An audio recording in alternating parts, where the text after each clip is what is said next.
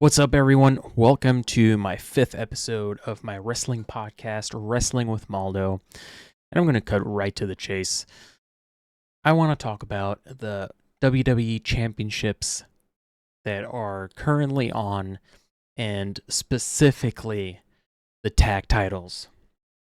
Now, we've of course seen throughout this year that the main titles, the Heavyweight Championship, or the WWE Championship, have finally been split up again back into two titles for both major live show, right? Raw has its champion now, and so does SmackDown. Separate, like it was meant to be. And the same for the Women's Championship. So, well, granted, I think those were separated. They just got new belts. But the point is, we finally had these separated, mainly because one, Roman Reigns is just never available, really. He's only available for the big shows, and I think there's also a different angle they're pushing by trying to have him keep the title for as long as possible, for a bit longer. So they went ahead and brought back another major championship, so that one can be competed for a lot more. And while Seth Rollins is the first World Heavyweight Champion of this new redesigned belt, of course, because obviously there used to be a World Heavyweight Championship, big gold, but that obviously is no more, so they reinvented that title. Seth Rollins was the first champion, is the first champion to hold that new belt. And yeah, of course, he's been the champion ever since that belt came out, but he's been defending it consistently throughout live events on Raw and SmackDown, and he's been defending them on pay-per-views, the premium live events. He's been defending them on house shows, like you name it. So, which obviously can't be said for Roman Reigns. And that was also one of the things they were talking about when the title was brought in by Triple H, that he was kind of throwing some shade at Roman Reigns by calling this new champion a present and defending champion, a fighting champion. So it was definitely very interesting to see when they brought in this new title. It opened so many more doors, not just for WWE itself, but also for the talent.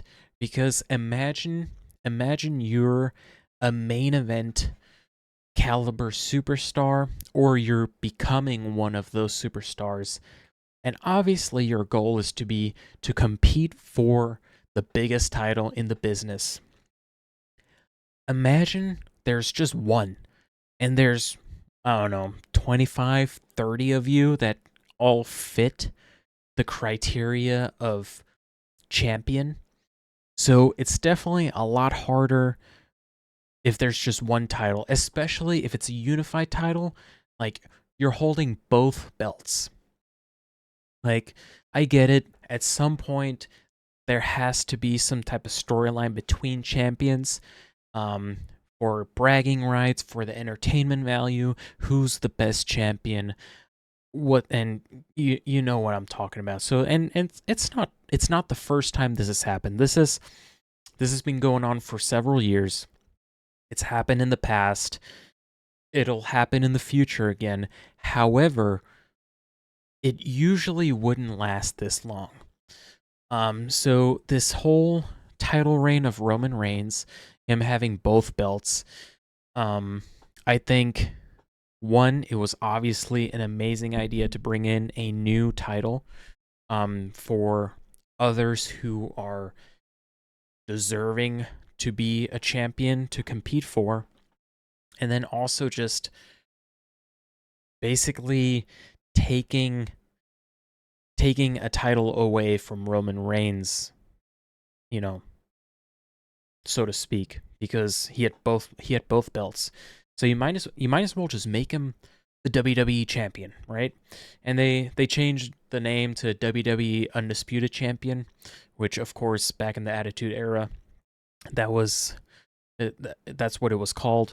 So now they brought that back in lieu of bringing the World Heavyweight Championship. So I I don't think it made Roman Reigns any less for not carrying a second title around. I just think it made the playing field a lot more even, a lot more competitive, a lot more entertaining because now you have a champion for each brand, and now you also don't have to mold your entire storyline and show around this one person who, quite frankly, isn't there enough to build great stories. All these superstars that end up competing with Roman Reigns, they have some like a side quest until Roman Reigns shows up, or the main goal is to get to Roman Reigns, but the side quest is, oh, you got to go through Jimmy Uso first and then Solo Sikoa. Like, I get it. If Roman Reigns was there, that would probably still be the path. However, with Roman Reigns not being there, it just makes it seem like at least for me, it makes it feel a lot less entertaining. It makes it feel like it's not in the end not worth it because I mean, you're not creating a story with the person you're trying to compete against. So that's where this whole thing, the whole new title with Seth Rollins is so great because the storyline begins with him and it ends with him. He's in each segment, whether it's an in-person confrontation in the ring, whether it's through a video message or whatever it may be, it's with Seth Rollins. So I think that just brings a lot more to the table, and it definitely makes the show a lot more entertaining. Now, coming back to what I want to talk about, the tag titles. Everyone, when we were getting all these new titles, the new men's championships and the new women's titles, everyone was expecting, nice. Now we're about to get a new tag title, and we're going to separate them again, and whatever the case may be. I think it was, a, how can we call it, a realistic expectation for that to happen. And quite frankly, I don't see why it hasn't happened yet. It would not bring the credibility of the Judgment Day down whatsoever, in my opinion, if they would just be the tag team champions of Raw, because I believe they're on Raw. So if they were Raw tag team champions, that would be great. What's wrong with that? So I just don't see why they haven't split those up yet. And quite frankly, I don't think they need to introduce new titles. I think the titles the way they are just fine. You got red and blue. It's very obvious for what they stand for. I just think they just need to start splitting them again. There is plenty of talent within the tag division to be able to separate those titles again, because now we're hoarding this title for, again, just one team, where we could have two teams for each brand and other teams from each brand competing. Now we have one team for both brands and everyone from both brands competing for just that one. Like, and quite frankly, it's not. I like. I do like that Judgment Day has them. However, I also think that it's time for them to lose the titles because I don't think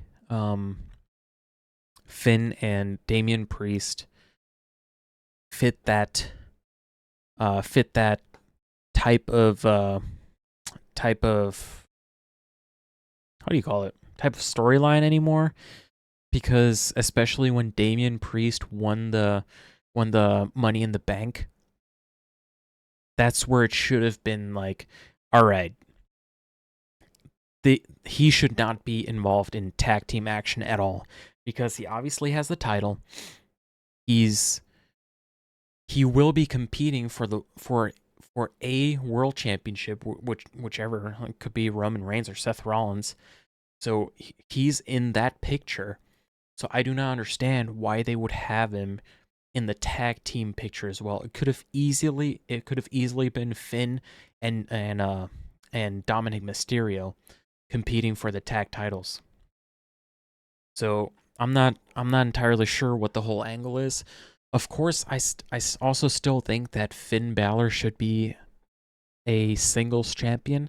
With I'm not entirely sure if I would put him in the world championship picture just yet. However, definitely IC title or US title. Um, I feel like he should definitely be competing for at least one of those. He just doesn't seem like like a wrestler that would be involved heavily in the tag team division. Same with Damian Priest. I mean, we've seen both of them. They've both been champions in individual. Like Damian Priest was U.S. champion, and Balor was the WWE champion at one point. So, and he had to give it up due to injury. So it would be nice to see him become a world champion again, especially because his run was cut short due to injury.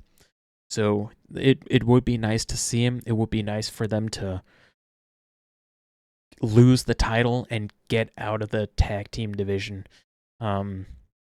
Obviously, because they're in a faction, it's going to keep going, the tag team matches. However, I don't think they should be competing as much as they are. And so this whole thing with R-Truth, like I don't even know what is R-Truth part of the Judgment Day now? Like, do we have confirmation of that? Do we know is R-Truth in Judgment Day? Like, I would really like to know, because when you look at social media, like Finn Balor, everything he posts involves R-Truth. So obviously, I'm thinking R-Truth is in Judgment Day.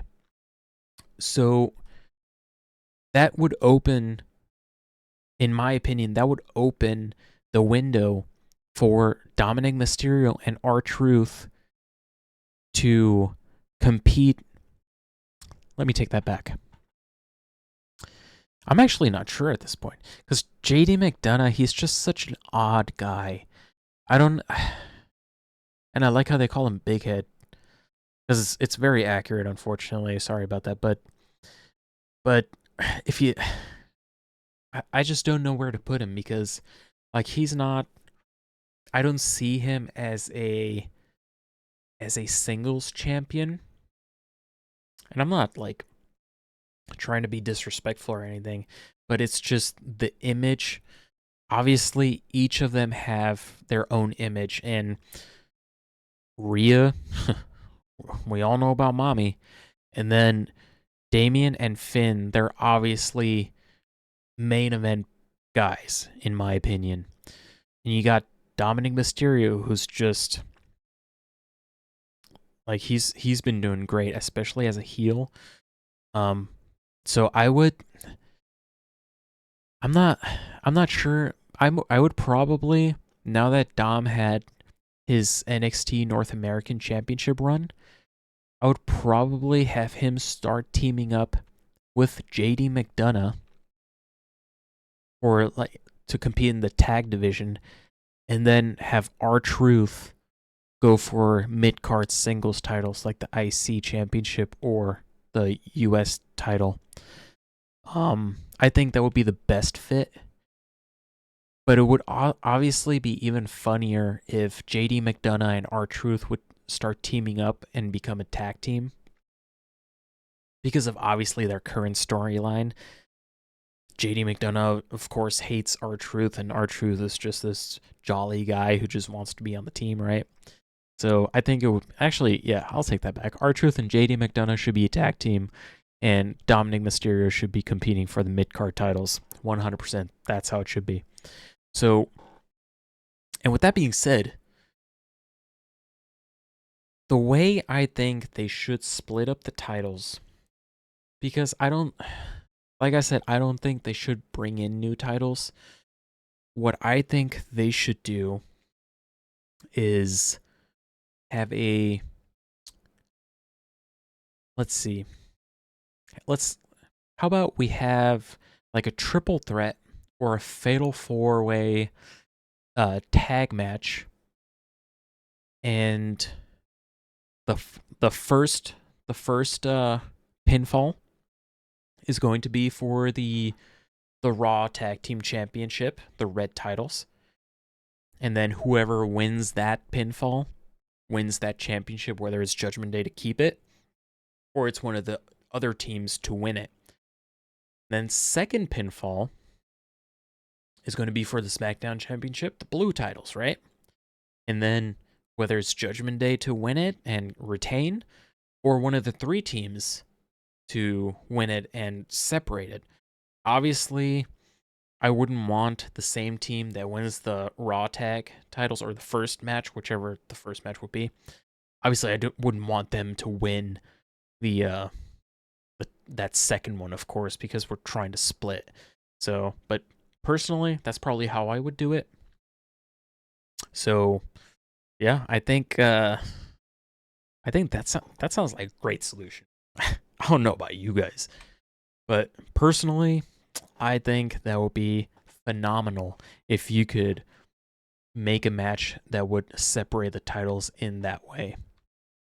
So, with that being said, because obviously at some point Damian is going to cash in, and I think it's going to be, it's obviously got to come up soon. So the question is when, but I I don't think they're gonna have him cash in when he's still a tag team champion.